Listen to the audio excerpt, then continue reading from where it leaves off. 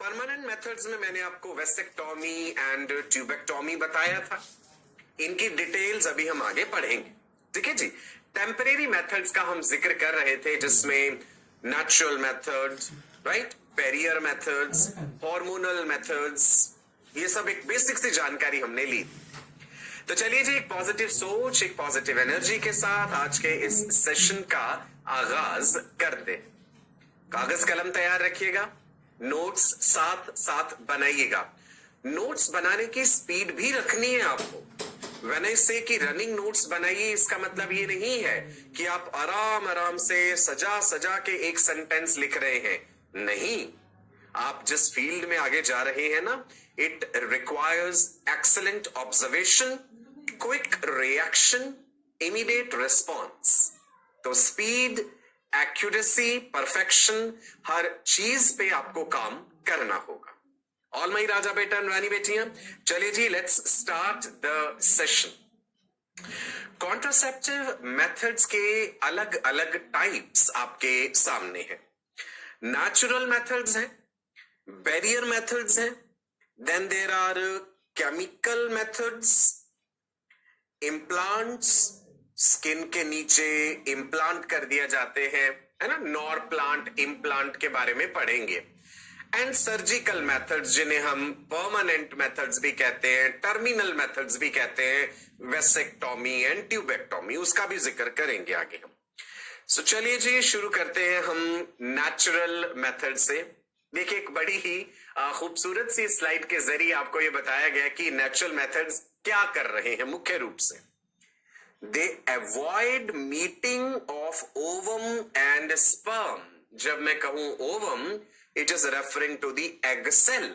Ovum is just for the convenience of the language. Technically तो secondary oocyte है ना, जो ओवरी से रिलीज हुआ है। अच्छा बताओ, वो मियोसिस की कौन सी स्टेज में अरेस्टेड है? वो oocyte मियोसिस की कौन सी स्टेज में अरेस्टेड है? इट इज मेटाफेज 2 स्टेज, याद है ना, सेकेंडरी oocyte। तो यहां पे there is no need of chemicals या फिजिकल इक्विपमेंट। नेचुरल मेथड्स में हम पढ़ेंगे कौन कौन से मेथड्स इंक्लूडेड है। कैलेंडर मेथड है, विड्रॉल मेथड है, इसके अलावा लैक्टेशनल एमेनोरिया मेथड है। कोई अलग से केमिकल नहीं चाहिए, इसमें कोई फिजिकल बैरियर नहीं चाहिए, बिहेवियरल चेंजेस ही हैं इसमें जो रिक्वायर्ड है। सो देखते हैं जी, कौन से 3 हैं मुख्य natural methods. Number 1 is periodic abstinence, जिसको हम रिदम मेथड या कैलेंडर मेथड भी कहते हैं। Number 2 is coitus interruptus. Coitus मतलब सेक्सुअल इंटरकोर्स, इंटरप्टस मींस रोक देना, विड्रॉल मेथड भी कहते हैं इसको। और तीसरा है lactational amenorrhea method. Lactation period क्या है? When the mother is feeding the baby on her own milk, उस समय प्रोलैक्टिन का लेवल ज्यादा है। प्रोलैक्टिन का लेवल ज्यादा होने से ओव्यूलेशन नहीं होता, एलएच और एफएसएच का लेवल डाउन रहता है। I will explain that in detail. सबसे पहले शुरू करते हैं पीरियोडिक एब्स्टिनेंस। एब्स्टिनेंस शब्द का मतलब है स्टे अवे, दूर रहिए। पीरियोडिकली मतलब महीने के जो टोटल दिन हैं, उनमें से कुछ दिन ऐसे होने चाहिए जब सेक्सुअल इंटरकोर्स ना हो। Periodically the partners should stay away from each other. Abstinence शब्द का मतलब यही है। और वो अवधि, वो समय कौन सा होना चाहिए? जब उस फीमेल का फर्टाइल पीरियड है, जब उसके ओवुलेशन के दिन है, जब प्रेगनेंसी के चांसेस मैक्सिमम है, तो उन दिनों में सेक्सुअल इंटरकोर्स नहीं होना चाहिए। ठीक है जी। अब एक फीमेल को भाई कैसे पता चलेगा कि उसका फर्टाइल पीरियड कब है? वो भी मैं आपको समझाऊंगा अभी। टोटल साइकिल का जितना ड्यूरेशन है, उसमें से 14 दिन माइनस करने हैं, तो डे ऑफ ओवुलेशन पता चल जाएगा। ठीक है जी।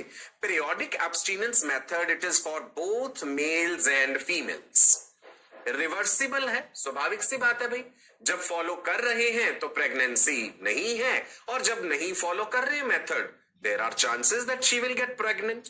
शॉर्ट टर्म है ये, कोई बहुत लॉन्ग टर्म वाला मेथड नहीं है। ओके नाउ, अब इसमें करना क्या है मुख्य रूप से? जितना भी साइकिल का ड्यूरेशन है फीमेल का, भाई किसी में 28 दिन का साइकिल हो सकता है, किसी में 30 दिन का, 35 दिन का, 40 दिन का, अलग अलग फीमेल्स में साइकिल का ड्यूरेशन अलग अलग होता है। तो एक फीमेल को स्वयं ये पता होगा कि भाई उसका टोटल साइकिल कितने दिनों का है। अगर तो है 28 दिन का तो 28 माइनस 14 कर दिया, हमें मिला day 14, that is the day of ovulation. अब डे 14 में भी ना +-2 कर लो, ये कोई स्ट्रिक्टली नहीं होता कि भाई ये डे 14 पे ही ओवुलेशन होगा। Can you tell me which hormone causes ovulation? Ovulation inducing hormone कौन सा है? ओवुलेशन कॉजिंग हार्मोन कौन सा है? It is LH, luteinizing hormone is ovulation causing hormone. So मैंने कहा कि भाई फीमेल अपना फर्टाइल पीरियड देख ले कि ओवुलेशन के दिन कौन से हैं। तो इस पर्टिकुलर फीमेल में 12वां दिन हो सकता है साइकिल का ओवुलेशन, 13वां हो सकता है, 14वां दिन या 15वां या 16वां भी, क्योंकि हमने +-2 कहा है। अब हमें साथ के साथ स्पर्म का सर्वाइवल टाइम भी तो देखना है। भाई स्पर्म एक बार डिपॉजिट हुए फीमेल रिप्रोडक्टिव ट्रैक्ट में तो वो 72 घंटे तक, 72 आवर्स तक, मतलब 3 डेज तक जिंदा रहते हैं। इन 3 दिनों में उन स्पर्म्स की ओवा को फर्टिलाइज करने की मैक्सिमम एबिलिटी पहले 48 घंटे होती है, 48 आवर्स। तो मान लो इस फीमेल में सेक्सुअल इंटरकोर्स अगर डे 10 पर भी हुआ है तो भी चांसेस हैं कि वो प्रेग्नेंट हो सकती है, क्योंकि स्पर्म उसके रिप्रोडक्टिव ट्रैक्ट में जिंदा है। सो हम कपल को ये बात समझा देंगे, या as a doctor, as a health worker आप ये बात समझा देंगे कि भाई आपके साइकिल के जो ये वाले दिन है ना, ओवुलेशन के आसपास वाले दिन, ये आपका फर्टाइल पीरियड है। तो if you are planning not to have kids, इन दिनों में सेक्सुअल इंटरकोर्स नहीं होना चाहिए। क्लियर है जी ये मेथड? राइट? किसी फीमेल का साइकिल 40 दिन का होगा तो कैसे कैलकुलेट करेंगे? 40 माइनस 14 डे 26 +-2 डेज ओवुलेशन के लिए। स्पर्म का सर्वाइवल टाइम भी मद्देनजर रखिए। सो वो आपको उसका फर्टाइल पीरियड मिल जाएगा। एक फीमेल स्वयं भी ये जान सकती है कि भाई उसका ओवुलेशन का दिन कब आने वाला है। मैंने बताया था ओवुलेशन के दिनों के आसपास there is slight increase in her body temperature. Body temperature slightly increases around the days of ovulation. Progesterone के कारण एक थर्मोजेनिक इफेक्ट क्रिएट होता है जिससे शरीर का तापमान बढ़ जाता है, लेकिन ये कोई फूल प्रूफ मेथड नहीं है ना। शरीर का तापमान तो कई और कारणों से बढ़ सकता है, कोई हल्का फुल्का इन्फेक्शन, खांसी जुकाम है तो भी बॉडी टेम्परेचर बढ़ जाएगा। करेक्ट? चलो जी। इसके अलावा हमने देखा था कि कुछ एप्स भी आती हैं, आप अपने एंड्रॉइड फोन्स पे, आईफोन्स पे डाउनलोड कर सकते हैं, जो कि पीरियड ट्रैकर कहलाती हैं, जिससे कि पता चल जाता है कि ओवुलेशन के दिन कौन से हैं। सो इसी पीरियोडिक एब्स्टिनेंस मेथड को मेरे बच्चे रिदम मेथड भी कहते हैं, कैलेंडर मेथड भी कहते हैं, लेकिन इसका भी फेलियर रेट होता है। ऐसा कोई कॉन्ट्रासेप्टिव मेथड नहीं है जिसका 0% फेलियर रेट हो। थोड़ी बहुत गड़बड़ कहीं भी हो सकती है। सो ये मेथड ये कहता है that avoid coitus from day 10 to 17 of the menstrual cycle। अगर साइकिल है 28 डेज का तो राइट जी, कौन से दिनों में अवॉइड करना है? डे 10 से डे 17। आप देखिए हमने कैलेंडर में बना के ये बता दिया कि ये फीमेल का फर्टाइल पीरियड है। ओके, डे 14 को डे ऑफ ओवुलेशन माना, +-2 मान के चल लीजिए। स्पर्म का सर्वाइवल टाइम मद्देनजर रखिए। Sperm survives for 3 days, egg cell survives for 1 day. Is it clear to all of you? Ovulation may occur during this duration and there are chances of fertilization. So the couple has to avoid the sexual intercourse during these days. Right? चलो जी आगे बढ़ते हैं। उससे पहले ये देख लीजिए ये मेथड कर क्या रहा है बेसिकली कि जो स्पर्म डिपॉजिट होते हैं सेक्सुअल इंटरकोर्स के टाइम पे और वो वेजाइना में डिपॉजिट होके उन्होंने फर्टिलाइजेशन के लिए फेलोपियन ट्यूब तक पहुंचना है। सो हम ये चाहेंगे कि उन दिनों में ये स्पर्म डिपॉजिट ही ना हो, सेक्सुअल इंटरकोर्स अवॉइडेड हो। राइट? देख रहे हैं स्पर्म का रास्ता फिर से दिखा दें आपको एक बार। वेजाइना में डिपॉजिट हुए, वेजाइना से सर्विक्स की तरफ बढ़े, सर्विक्स को पार करा, यूट्रस में पहुंचे। 50% स्पर्म एक फेलोपियन ट्यूब में जाएंगे, 50% दूसरी में भी जाएंगे। स्पर्म को तो ये नहीं पता कि एग सेल कहां प्रेजेंट है। फेलोपियन ट्यूब में पहुंच गए और फेलोपियन ट्यूब में अगर ओवा नहीं है तो फर्टिलाइजेशन नहीं होगा। दैट मीन्स अगर ये सेक्सुअल इंटरकोर्स उन दिनों में हुआ है जो कि हम सेफ डेज मान रहे हैं, तो स्पर्म को फेलोपियन ट्यूब में ओवा मिलेगा ही नहीं, राइट। कंपैरेटिवली हमने कहा कि ये सेफ पीरियड था कि फर्टाइल पीरियड से दूर चले गए, राइट जी। सादी भाषा में कह देते हैं that immediately 1 week before the menses and immediately 1 week after the menses is a kind of safe period। जितना ओवुलेशन के दिनों के पास जाएंगे वो अनसेफ होता जाएगा, वहां प्रेगनेंसी की संभावना उतनी ही ज्यादा हो जाएगी। पीरियोडिक एब्स्टिनेंस मेथड के ड्रॉबैक्स भी हैं। The actual time of ovulation can not be predicted, है ना। ये एक फिजियोलॉजिकल प्रोसेस है। बिल्कुल एक्यूरेटली आप कह दें कि भाई हमें पता चल गया यही है दिन ओवुलेशन का, ये थोड़ा मुश्किल हो जाता है कि अनलेस एंड अनटिल हम कोई ओवुलेशन प्रेडिक्टिंग किट का इस्तेमाल कर रहे हो जिसमें हम LH हार्मोन यूरिन में चेक करते हैं, है ना। हम तो बिहेवियरल एस्पेक्ट से ही देख रहे हैं इस चीज को कि शरीर का तापमान बढ़ गया है उन दिनों में, है ना, एक फिजियोलॉजिकल चेंज नजर आया तो ओवुलेशन का दिन होगा, या मैथमेटिकल कैलकुलेशंस हमने लगा ली, तो ये एक ड्रॉबैक रह जाता है। और अगर फीमेल इतनी पढ़ी लिखी नहीं है, अगर हम पूरे भारत की जनसंख्या की बात करें तो भाई लिटरेसी रेट तो इतना ज्यादा नहीं है ना, सो फिर मुश्किल हो जाएगी ये चीज, राइट। और अगर सही से फॉलो किया जाता है इस चीज को तो इसकी जो एफिशिएंसी है 80 to 87% के करीब है। ओके, चलो जी आगे बढ़े। Next method is coitus interruptus method, sexual intercourse को इंटरप्ट कर देना। ये मेथड ये कहता है कि भाई sexual intercourse can be performed but the male partner will not ejaculate semen in the vagina of the female. जैसे ही सेक्सुअल इंटरकोर्स का क्लाइमेक्स होने वाला हो, the male partner comes to know that he is about to ejaculate, the partners should separate. Male partner को जो है seminal fluid deposit नहीं करना है वेजाइना में, ना ही around vulva, because even if few drops of semen they are left around the vulva, the external genitalia, the sperms can flow inside the vagina and there are chances कि pregnancy हो जाए। ठीक है जी। सो ये मेथड मेल्स के लिए है, ऑफ कोर्स ये रिवर्सिबल है, ये शॉर्ट टर्म है, ये कोई परमानेंट मेथड नहीं है, टेम्परेरी मेथड ही है। समझे आप बाजी क्वाइटस इंटरप्टस मेथड। सो क्या कहता है coitus interruptus, male withdraws the penis from vagina before ejaculation, right? He has to be conscious about this thing that he is about to ejaculate. So this puts a kind of undue pressure on the mind of the male partner, right?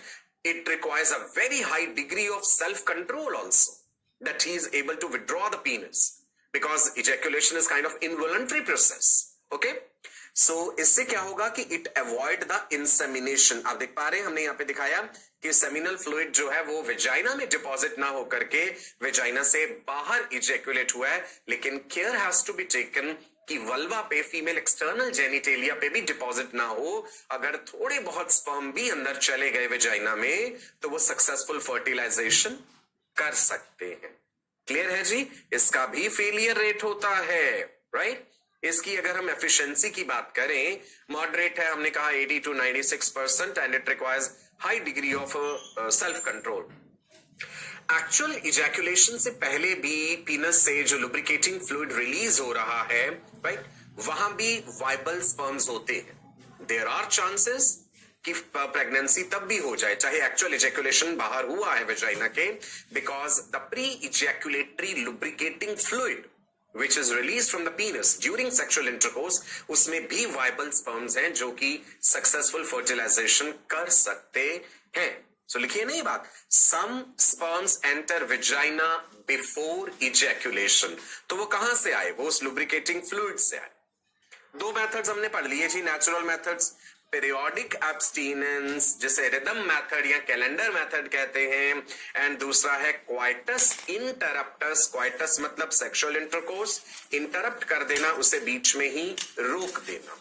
इसी का एक modified form भी है, coitus रेजर्वेटस भी कहते हैं, कि sexual intercourse perform हुआ पर इजैक्यूलेशन नहीं हुआ, the partner separated and he did not ejaculate. इतना सेल्फ कंट्रोल हो कि उसने इजैक्यूलेशन नहीं करा है, so that is coitus reservatus, reserve कर लिया गया सीमेन को। Third is lactational amenorrhea. आप जानते हैं एमेनोरिया शब्द का मतलब क्या है? जब मेंस्ट्रुअल साइकिल ना हो तो हम कहेंगे भाई फीमेल इज एमेनोरिक, 90 दिन तक भी साइकिल नहीं होता, भाई एमेनोरिया हो गया। कई वजह हो सकती है उसकी। लैक्टेशनल एमेनोरिया से क्या मतलब है? पहली बात, ये मेथड फीमेल्स के लिए है, रिवर्सिबल है और ये भी शॉर्ट टर्म है। लैक्टेशन का मतलब है बच्चे के जन्म के बाद मदर अपना मिल्क दे रही है, ब्रेस्ट फीडिंग करा रही है बेबी को। भाई जब लैक्टेशन कराएंगे तो कौन से हार्मोन का लेवल ज्यादा होगा फीमेल में? प्रोलैक्टिन। आप जानते हैं प्रोलैक्टिन हार्मोन जो है, ल्यूटियोट्रोफिक हार्मोन जो है, मेमोट्रोफिक हार्मोन भी कहते हैं, ये किसके लिए है? It is for milk production. Mammary glands में ये मिल्क प्रोड्यूस कराता है।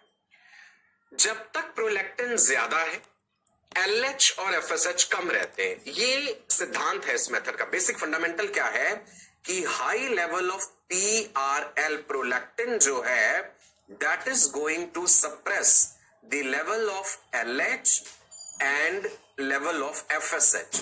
तो यही कारण होता है कि भी जब इंटेंस लैक्टेशन हो रहा है, सभी फीमेल्स में इंटेंस लैक्टेशन हो ये जरूरी नहीं होता कि हर फीमेल में बच्चे के जन्म के बाद सफिशिएंट अमाउंट ऑफ मिल्क बने ही। बहुत सी फीमेल्स में ऐसा नहीं भी हो पाता, कम अमाउंट में मिल्क बनता है, प्रोलैक्टिन उतना सफिशिएंटली हाई नहीं है, तो उनमें जो है ओवुलेशन हो भी जाता है, मेंस्ट्रुअल साइकिल रिज्यूम हो जाता है। नहीं तो क्या है कि 6 महीने तक, 6 मंथ्स तक इसको इफेक्टिव देखा गया है अगर इंटेंस लैक्टेशन हो रहा है। So in intensely lactating female menstrual cycle generally 6 महीने तक नहीं है, ओवुलेशन नहीं है। सो अगर उन 6 महीनों में कोई और कॉन्ट्रासेप्टिव मेथड नहीं भी फॉलो करा है, सेक्सुअल इंटरकोर्स हो रहा है, तो भी प्रेगनेंसी के चांसेस कम ही रहते हैं। सो इसे लैक्टेशनल एमेनोरिया मेथड कहते हैं। राइट जी? सो यहां क्या दिखाया गया कि lactation, the baby is feeding on the mammary glands of the mother. Pituitary और हाइपोथैलेमस में क्या कोऑर्डिनेशन है भाई? Hypothalamus is controlling the pituitary gland. Pituitary gland से कौन सा हार्मोन जो है लार्ज अमाउंट में रिलीज हो रहा है एंटीरियर पिट्यूटरी से? PRL, prolactin. प्रोलैक्टिन सप्रेस कर रहा है ओव्यूलेशन को। जब तक प्रोलैक्टिन ज्यादा है, एलएच एफएसएच कम रहेंगे, साइकिल नहीं होगा। इसका भी फेलियर रेट होता है, मैं बता दूं, ठीक है जी। So it is more effective for 6 months postpartum. Postpartum का मतलब होता है बच्चे के जन्म के बाद। अगर तो बच्चा स्वस्थ है, मदर भी ठीक है, लैक्टेशन बिल्कुल ठीक ठाक चल रहा है, लार्ज क्वांटिटी में मिल्क प्रोड्यूस हो रहा है मदर में, प्रोलैक्टिन का लेवल हाई है, तो ये मेथड इफेक्टिव रहेगा। लेकिन अगर इंटेंस लैक्टेशन नहीं हुआ तो फिर ये मेथड फेल हो जाएगा। लिखिए नहीं बात, effective up to 6 months from parturition, post partum भी कह देते हैं। इज इट क्लियर जी? राइट? चलो एक सवाल पूछ सकता हूं आपसे। अभी तक हमने क्या जाना है? कॉन्ट्रासेप्टिव मेथड्स में एक कैटेगरी हमने पढ़ी, टेम्परेरी मेथड्स की category, and that is what? Natural methods. आपने देखा कोई केमिकल इस्तेमाल नहीं हुआ इसमें, कोई बैरियर इस्तेमाल नहीं हुआ, राइट? सिंपल बॉडी फिजियोलॉजी पे और बिहेवियर पे आधारित है ये। नेचुरल मेथड में नंबर 1 हमने क्या पढ़ा था? कैलेंडर मेथड, जिसे रिदम मेथड भी कहते हैं, पीरियोडिक एब्सटीनेंस भी कहते हैं। साइकिल के डे 10 से डे 17 तक सेक्सुअल इंटरकोर्स नहीं होना चाहिए अगर साइकिल 28 डेज का है। दूसरा हमने क्या पढ़ा था जी? क्वाइटस इंटरप्टस, कि इजैकुलेशन से इमीडिएटली पहले the partners will separate, male partner will not ejaculate semen in the vagina. तीसरा हमने क्या देखा अभी? Lactational amenorrhea method. Lactation is referring to breast feeding and amenorrhea means stoppage of menstruation. Right जी? Clear है तीनों natural methods? Great. अब आता है जी सवाल आपके लिए। सो ऑल द बेस्ट, सभी लोग सही जवाब दीजिएगा एंड आई एम श्योर आपको समझ आ गया अच्छे से, आप सही जवाब देंगे। क्वेश्चन है, for effective use of the rhythm method, coitus should be avoided from day dash to day dash। क्या लिखा है जी यहाँ पे? avoided। coitus should be avoided, ध्यान दीजिएगा, इजी है। ए ऑप्शन डे 10 से डे 17, बी ऑप्शन 13 से लेके 15, सी ऑप्शन 10 से 14, या फिर डी 1 से 7।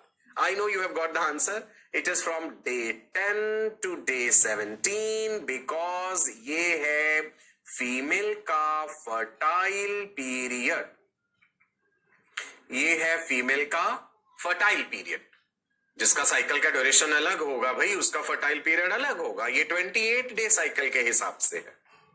चलिए जी बढ़े आगे। सो कॉन्ट्रासेप्टिव मेथड्स में हमने पढ़ने हैं natural methods, right, barrier methods, chemical methods, implants, surgical methods. और हमने क्या पढ़ लिए? नेचुरल मेथड्स हमने कवर कर ली, periodic abstinence, coitus interruptus, lactational amenorrhea. Spelling ठीक लिख लीजिएगा, गड़बड़ मत कीजिएगा यहां पे, इसीलिए कहता हूं रनिंग नोट्स साथ के साथ बनाया करो। रनिंग नोट्स का मतलब लंबे लंबे सेंटेंसेस नहीं होता, केवल शॉर्ट में मेन मेजर बातें। अलग कलर्स आप यूज कर सके तो नथिंग लाइक दैट, अगर नहीं भी यूज कर सकते तो कोई बात नहीं, सादी प्लेन शीट्स पे भी आप आराम से पेंसिल से या पेन से लिख सकते हैं। चलो जी आगे बढ़ते हैं। All my doctors, barrier methods.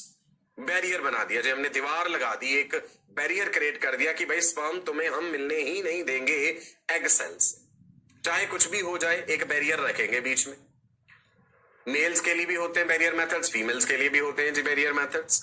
So barrier methods क्या कर रहे हैं? They are avoiding the meeting of ovum and sperm and they are preventing fertilization. So यहां पे है जी स्पर्म और ये है जी एग सेल, फीमेल गैमीट। ये हमने बीच में क्रिएट कर दी है एक दीवार यानी एक बैरियर, तो एग सेल और स्पर्म आपस में नहीं मिल पाएंगे।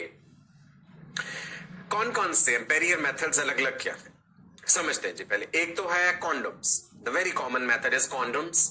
मेल के लिए भी अवेलेबल हैं कॉन्डोम्स, फीमेल के लिए भी अवेलेबल है। देन सेकंड हम पढ़ेंगे diaphragm, cervical caps, vaults, Dumas cap भी होता है।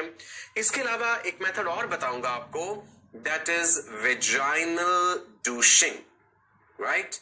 वेजाइनल डूशिंग क्या कहता है ये मेथड? ये कहता है immediate post coital washing of vagina. यहीं पे लिख लेते हैं, चलो आप लोग भी लिखो साथ के साथ। बैरियर मेथड में कॉन्डोम्स पढ़ेंगे, डायफ्राम पढ़ेंगे, सर्वाइकल कैप और वॉल्ट ये डायफ्राम के ही वेरिएशन है। एक मेथड जो और बता रहा हूं यहां पे नंबर 3 डाल देते हैं जी इसे, vaginal douching. It is immediate post coital, मतलब सेक्सुअल इंटरकोर्स के बाद, post coital washing of vagina with strong jet of water. पानी के साथ धो लिया जाए वेजाइना को with strong jet of water और some spermicidal solution. Spermicidal solution जैसे पोटाशियम परमैंगनेट का सॉल्यूशन। सादी भाषा में बताता हूं भाई, ये मेथड क्या कहता है? डूशिंग का मतलब होता है वेजाइनल वॉशिंग। इसमें क्या करना है? सेक्सुअल इंटरकोर्स हो गया, उसके कुछ ही क्षणों बाद, कुछ ही समय बाद, the female partner should get up and she should wash her vagina thoroughly with strong jet of water. सादे पानी से वेजाइना को अच्छे से वॉश कर लेना है ताकि जितना भी सीमेन अंदर डिपॉजिट हुआ था वेजाइना में वो सब बाहर आ जाए, राइट। लेकिन वॉशिंग करते समय ये ध्यान रखना है कि वो कहीं और ज्यादा अंदर पुश ना हो जाए, फ्लूइड को बाहर निकालना है। पोटाशियम परमैंगनेट का सॉल्यूशन इस्तेमाल किया जा सकता है, लेकिन ये भी कोई 100% इफेक्टिव नहीं है, फेलियर रेट इसका भी हो जाएगा। दूसरी बात, रिपीटेड वेजाइनल डूशिंग जो है ना, that disturbs the vaginal pH. Vagina का जो नेचुरल पीएच है एसिडिक है, 3.9 to 4.5 लैक्टोबैसिलस एसिडोफाइलस बैक्टीरिया के कारण। अगर रिपीटेडली ये होता है, वेजाइनल वॉशिंग होती है, उसके कारण पीएच डिस्टर्ब हो जाएगा और वेजाइनल इन्फेक्शन के चांसेस बढ़ जाएंगे, संभावना बढ़ जाएगी। ठीक है जी, समझ आ गया। चलो अब पहले हम डिस्कस करते हैं कॉन्डोम्स के बारे में। मेल्स के लिए भी अवेलेबल हैं और रिसेंटली फीमेल कॉन्डोम्स भी मार्केट में उपलब्ध हैं फेमिडॉम के नाम से। रिवर्सिबल मेथड है ये, और ये शॉर्ट टर्म मेथड है, मतलब टेम्परेरी मेथड है ये भी। You can see the male condom here and you can see the female condom also. Female condoms are costly and they are not very popular, right? Femidom, female condom. They're not very popular and they're costly also. Condoms जो हैं किससे बने हैं? They are made up of latex, rubber, या even polyurethane condoms are also available. Some people are allergic to latex, so there are other options also which are available. Polyurethane condoms भी हैं. कब use करना है? Just before and during the coitus. The proper way of using the condom also अभी explain करता हूं जी आपको. Now, condoms करते क्या है? सेक्सुअल इंटरकोर्स जब हो रहा है, जो सेमिनल फ्लूइड है उसको विजाइना में नहीं रिलीज होने देंगे, एक बैरियर की तरह है, वो टिप ऑफ द कॉन्डम में ही वो इजैकुलेटेड फ्लूइड कलेक्ट हो जाएगा. They prevent the release of semen into female reproductive tract and they are preventing fertilization. लेकिन condom can burst also during the sexual intercourse. Condom भी कोई 100% protection नहीं दे रहा. Condoms का एक डुअल एडवांटेज जरूर है. They protect against sexually transmitted infections, STDs या एसटीआई जिसे अब हम कह रहे हैं, उससे भी प्रिवेंट करते हैं. एक और बात याद रखिएगा, through out the world the most popular method of contraception is condoms. ये सवाल अगर पूछा जाए हमसे कॉन्ट्रासेप्टिव मेथड्स में से कि पूरे दुनिया में, पूरे संसार में, पूरे विश्व में सबसे पॉपुलर मेथड ऑफ कॉन्ट्रासेप्शन कौन सा है, that is the condoms, the male condoms. So here you can see male condom, right? Rolled up, and this is the unrolled one. Female condom, rolled and unrolled one. Now, condom is covering the erect penis during the sexual intercourse, and as you can see कि जब sperm release होंगे फिर वो condom में ही collect हो जाएंगे. Condoms are for single use only. एक ही बार एक कॉन्डम इस्तेमाल होना है, राइट? ऐसा नहीं कि उसी को सेम रीयूज कर लेंगे, नहीं. यूज के बाद उसे प्रॉपर्ली पैक करके डिस्पोज ऑफ करना होता है. ओके, नाउ फीमेल कॉन्डम्स क्या कर रहे हैं? Female condom covers the vagina और the cervix in the female. Female condom को अनरोल करना है, जो उसका बाहर वाला आउटर रिम है वो वल्वा को कवर कर लेगा, and then the condom unrolls inside the vagina and it covers the cervix. तो जो सेमिनल फ्लूइड डिपॉजिट होगा वो कॉन्डम में ही रह जाएगा, फीमेल बॉडी में एंटर नहीं कर पाएगा. चलिए जी, एक इंटरेस्टिंग बात बताता हूं आपको.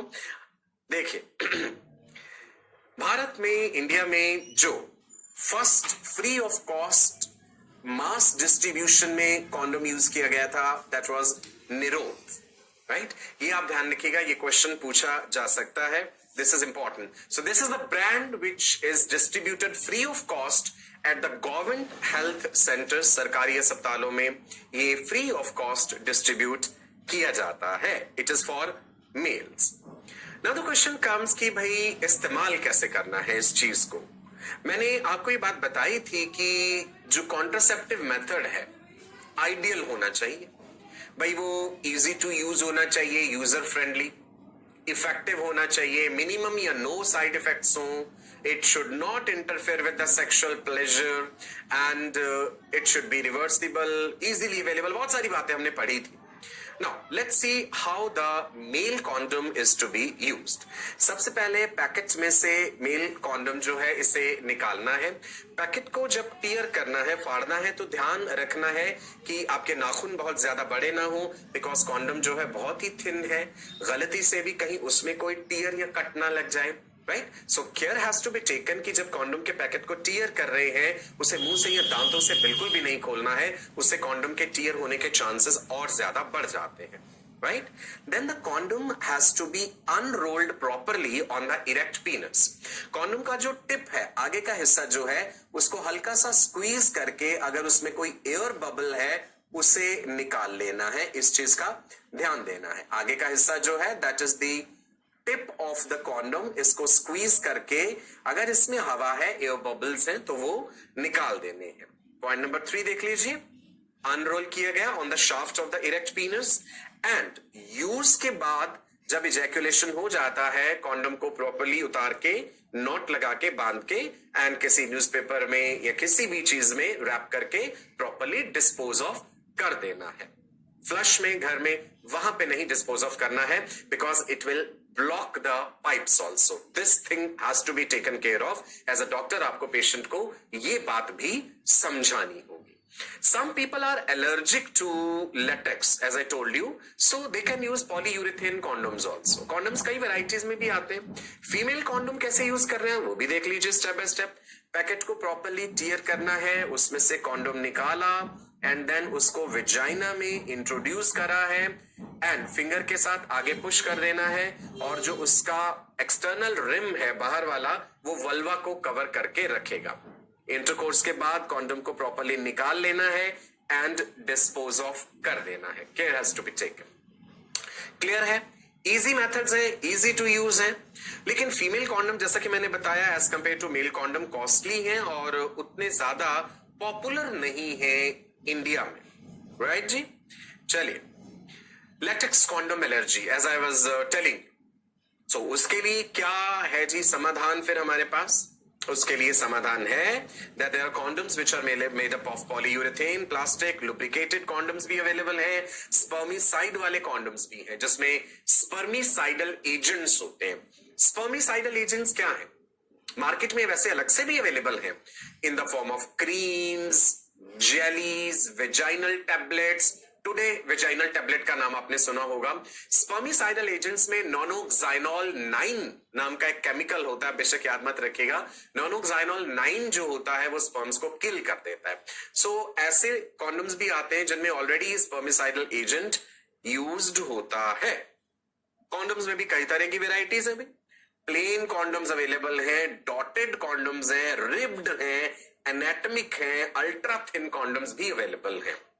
डॉटेड कॉन्डम्स किस लिए हैं? They just enhance the sexual pleasure. Right जी. और कोई अलग से एडिशनल एडवांटेज नहीं है. Then you must have heard of the condoms which are having different type of fragrance also, different flavors also. That is also to enhance the sexual pleasure. Is it clear ji? So I hope बहुत सारी जिज्ञासा जो आपके मन में थी या doubts थे वो मैंने आपको क्लियर करे हैं. सो आप देख सकते हैं जी कॉन्डम के एडवांटेजेस क्या क्या हैं. फर्टिलाइजेशन को तो यानी प्रेगनेंसी को तो प्रिवेंट कर ही रहे हैं, सेक्सुअली ट्रांसमिटेड डिजीजेस से भी बचाते हैं. राइट. ये बड़ा ही इंपॉर्टेंट पॉइंट है. They protect the user from STDs, AIDS, acquired immunodeficiency syndrome. आगे हम इसी चैप्टर में डिटेल में कई तरह के सेक्सुअली ट्रांसमिटेड इन्फेक्शंस के बारे में पढ़ेंगे. Easy to access and dispose, आसानी से उपलब्ध है, ये भी फायदे वाली बात है भाई, है ना. They can be self inserted and gives privacy to the user. इसके लिए कोई थर्ड पार्टी से अलग से कोई गाइडेंस नहीं चाहिए हर बार. इजी टू यूज है, इजीली अवेलेबल है. नाउ एफिशिएंसी अगर देखी जाए, मेल कॉन्डम्स अगर बिल्कुल प्रॉपरली सही तरीके से यूज किए जाते हैं 98% इफेक्टिवनेस है इनकी. ये बात इंपॉर्टेंट है. जिसे हमने कहा उसकी 95% तक एफिशिएंसी है. एक लार्ज सैंपल ऑफ पॉपुलेशन में हम ये चीज स्टडी करते हैं कि कितनी फीमेल्स में फेलियर रेट रहा. 1000 फीमेल्स पर ईयर के हिसाब से हम स्टडी करते हैं, तब हम ये एफिशिएंसी पता करते हैं. आपको पता है बहुत पुराने जमाने में जब कॉन्डम्स शुरुआत में बनाए गए थे तो वो लैम्ब जो है, शीप जो है, उसकी इंटेस्टाइन से बनाए गए थे. लेकिन एनिमल्स की इंटेस्टाइन से बने हुए ये कॉन्डम्स जो हैं ये उतने एफिशिएंट नहीं होते हैं बिकॉज इनमें इतने छोटे छोटे पोर्स होते हैं कि कई बीमारियों के पैथोजेंस जो है इन्हें क्रॉस कर लेते हैं. HIV वायरस भी क्रॉस कर लेता है. तो ये थोड़ा सा इतिहास था इस चीज के बारे में. नेक्स्ट देखते हैं जी डायाफ्राम क्या है, सर्वाइकल कैप्स क्या है, वॉल्ट्स क्या होते हैं. फीमेल्स के लिए है, पहले तो ये जान लीजिए जी. रिवर्सिबल है, शॉर्ट टर्म मेथड है. ये भी अभी तक हमने देखा ना कितने सारे मेथड्स हैं जो फीमेल्स के लिए ही हैं. मैंने उसका रीजन भी बताया था पिछली क्लास में कि why majority of the methods are for females because females में कॉन्ट्रासेप्शन अलग अलग लेवल पे टारगेट कर सकते हैं. ओवुलेशन के लेवल पे, इम्प्लांटेशन के लेवल पे, फर्टिलाइजेशन के लेवल पे. It is easy to suppress production of one ova as compared to many spermatozoa. Then ultimately it is female who will be getting pregnant. तो she has to be safe on her side. तो जो method वो use करे उसे पूर्णतः विश्वास हो कि उसने वो मेथड यूज करा है. She can not trust the male partner blindly. Okay, चलो जी, डायफ्राम के बारे में पढ़े। Diaphragms are exclusively for women. आप ये देखिए, ये इस तरह के हैं, इंडिया में ज्यादा पॉपुलर नहीं है। It is a rubber cap like structure with a metallic rim. ऐसे दबाएंगे तो ये दब जाता है, और वेजाइना में इंट्रोड्यूस करना है सेक्सुअल इंटरकोर्स से पहले। जब सबसे पहली बार डायफ्राम इस्तेमाल करने हैं फीमेल ने, a visit to the clinic और द हेल्थ वर्कर और the doctor is required. The doctor or the health worker or the nurse, she will examine the size of the cervix of the female. सभी females में cervix का size एक ही हो ये जरूरी नहीं है। तो डॉक्टर एग्जामिन करके बता देगी कि भाई आपके सर्विक्स का साइज इतना है, तो आपको इतने साइज का डायफ्राम खरीद लेना है केमिस्ट से। फिर डॉक्टर उसे यूज करना बता देंगे कि भाई किस प्रकार से सेक्सुअल इंटरकोर्स से पहले इसे वेजाइना में इंट्रोड्यूस करना है। राइट, रबर से बना हुआ है। अगर हम डायफ्राम, सर्वाइकल कैप और ये वॉल्ट कैप देखें तो सिर्फ इनकी शेप में ही अंतर है। डायफ्राम आपको कुछ इस तरह का नजर आ रहा है। अच्छा, एक डायफ्राम तो हमने बॉडी में भी पढ़ा है ना, diaphragm a dome shaped partition between thorax and abdomen, जो ब्रीदिंग का मोस्ट इंपॉर्टेंट मसल है वो भी तो डोम शेप्ड होता है ना। ये डायफ्राम जो है ये एक कॉन्ट्रासेप्टिव मेथड है। सर्वाइकल कैप्स कुछ इस तरह से होती है, कैप शेप्ड स्ट्रक्चर है। वॉल्ट कैप इस तरह से है, डूमास कैप भी होती है। इन तीनों को, डायफ्राम को या सर्वाइकल कैप को या वॉल्ट्स को, स्पर्मिसाइडल जेली के साथ भी यूज किया जा सकता है। आप देख रहे हैं, ट्यूब जैसी एक चीज है, उसमें से टूथपेस्ट जैसी आपको चीज दिख रही है, वो जेली है। मैंने आपको बताया स्पर्मिसाइडल एजेंट्स भी अगर साथ में यूज कर रहे हैं ना, तो एफिशिएंसी डबल हो जाएगी फिर उस चीज की, कि भाई स्पर्म मर भी गए हैं और हमने एक बैरियर भी क्रिएट कर रखा है। और ये स्पर्मिसाइडल एजेंट्स, ये क्रीम्स मार्केट में उपलब्ध है। डेल्फिन के नाम से भी क्रीम आती है एक, बाजार में ये उपलब्ध है। तो स्पर्मिसाइडल एजेंट के साथ भी यूज किया जा सकता है। अब आप देखिए जी, इसमें ये क्या कर रहे हैं, they preventing conception by blocking entry of sperms through cervix. एक इंपॉर्टेंट बात, डायफ्राम रीयूजेबल है। ये नहीं कि डायफ्राम एक ही बार इस्तेमाल हो, नहीं। सेक्सुअल इंटरकोर्स हो गया, डायफ्राम को कुछ समय तक रहने देना है बॉडी में, इमीडिएटली नहीं निकाल देना है। 4 घंटे, 5 घंटे, 6 घंटे तक भी रख सकते हैं, बहुत ज्यादा लंबे समय तक नहीं रखना। टॉक्सिक शॉक सिंड्रोम हो जाएगा बहुत लंबे समय तक, 24 घंटे तक डायफ्राम अंदर छोड़ दिया, no, that is wrong. Body will react to that. 4, 5, 6 घंटे रख दिया जी। उसके बाद फीमेल ने डायफ्राम को जो है बाहर निकाल देना है, उसे वॉश करके, और फिर वापस जो है उसका कवर होता है, केस होता है, लिड होती है, उसमें धो के रख सकते हैं और फिर दोबारा यूज हो जाएगा। Diaphragm should never be shared with other females, फिर एक दूसरे से इन्फेक्शन के चांसेस हो जाएंगे, ये बात इंपॉर्टेंट है। आप यहां पे इस डायग्राम में देख पा रहे हैं डायफ्राम की exact position. This is vagina. Vagina के थ्रू देखिए ये डायफ्राम इंट्रोड्यूस किया, फिंगर से आगे पुश कर दिया, ये डायफ्राम ने सर्विक्स को पूरा ढक लिया, कवर कर लिया, राइट। तो यहां पे जो स्पर्म डिपॉजिट होंगे वो सर्विक्स को पेनिट्रेट करते हुए ऊपर को नहीं जा पाएंगे। यही रोल है जी डायफ्राम का। स्पर्मिसाइडल एजेंट्स के बारे में मैं आपको बता रहा था, कितने सारे नाम आपको दिख रहे हैं जी। डेल्फिन दिख रहा है, टुडे दिख रहा है, एनकेयर के नाम से है, गायनोल 2 के नाम से है। So these are available in the form of creams, jellies, foams, vaginal tablets. But the problem is they cause excessive lubrication. Vagina में बहुत ज्यादा लुब्रिकेशन हो जाएगा, and that deprives the person of the sexual pleasure. So ये भी एक कारण है कि भाई ये इतने ज्यादा पॉपुलर नहीं है। आप देखेंगे जितने कॉन्ट्रासेप्टिव मेथड्स हम पढ़ रहे हैं ना, सब में कहीं ना कहीं किसी लेवल पे कोई समस्या हमें मिल रही है। तो ये जो बता रहा हूं मैं, स्पर्मिसाइडल एजेंट्स, इनकी समस्या ये है एक्सेसिव लुब्रिकेशन कॉज कर रहे हैं। टुडे, ये नाम आपने सुना होगा। टुडे क्या है, वेजाइनल टैबलेट्स फीमेल्स के लिए।